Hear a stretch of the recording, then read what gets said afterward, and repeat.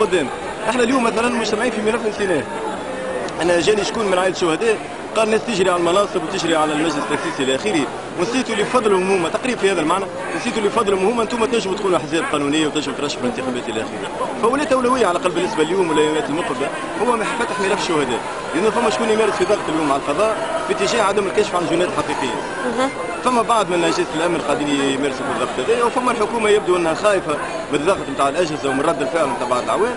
وتتذكر شو اللي صار في سوسه والمنطقه هذه علي ذراع وقوه الى اخره.